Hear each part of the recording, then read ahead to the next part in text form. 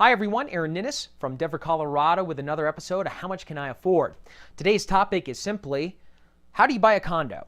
Okay, that sounds really simple because in theory it should be just like anything else. You write a contract on a place, if you have the right down payment, you can afford the home, it should be easy, right? Not the case.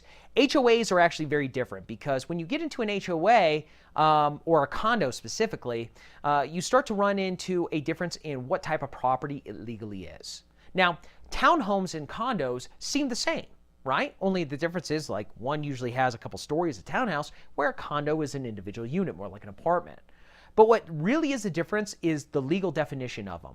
A townhome in the Denver area or in Colorado is a lot and block unit, meaning that although you are attached to other units, and even though there could be an HOA, you literally own a portion of land underneath your townhome. Condos, you don't. Condos are all common area ownership. So your actual legal address is a mythical space, by saying how high it is and what portion, but it actually doesn't own any land. All the land is owned by the HOA. And for that reason, lenders on a condo will always want to make sure that the condo HOA itself is fiscally responsible and also set up for success. What are some of the things that they're looking for? Well, a good example is no more than 15% of the homeowners are 30 days or more delinquent on HOA dues. Well, that makes sense. If they're going to run an HOA and be solvent, they need to make sure that people are paying their dues. They also don't want one owner having more than 10% of ownership in the property. Imagine if that one owner went bankrupt. It could bankrupt the entire community. Other issues you may run into would be litigation. Are the owners suing the builder of that condo for maybe an error they made in building it? That's a very common type of defect. That should not be confused, though, with Susie homeowner slips on ice by the mailbox, broke her arm, and is suing the HOA for not putting down, de-icer quick enough. That's different. We're talking about specifically issues with the building. Other things that could come into play are reserves.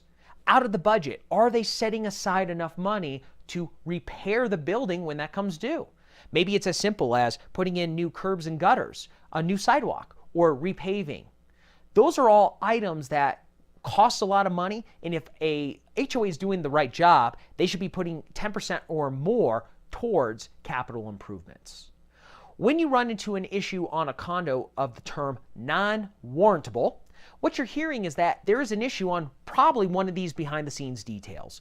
They have too much delinquencies, they have litigation, or their reserves are not in a good place.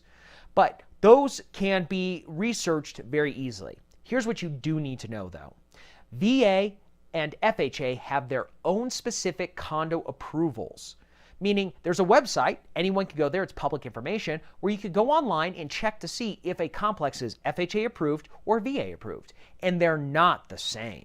Many lenders actually believe that the FHA condo approval system is the same as VA, and that's not right. They're actually separate, and a lot of our condos here in the Denver metro area are VA approved.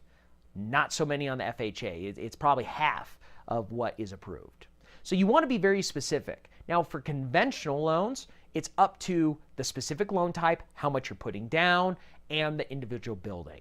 So as much as I'd love to say it's a one-size-fits-all on the condos, it really doesn't. Condos have a whole different way to get approved, and it's something that needs to be researched up front.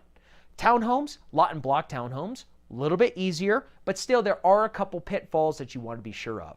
Single family homes, usually not a problem on the HOA whatsoever. So just one more thing for you to be aware of when you go out there. If you're looking at condos, make sure you're working with someone who understands the necessary research, or you could be ordering appraisals, inspections, spending money on a home, only to find out it can't get financing and you wasted your money. As always, if you enjoy what you're watching, make sure you subscribe, give me a like, and we'll see you on another episode.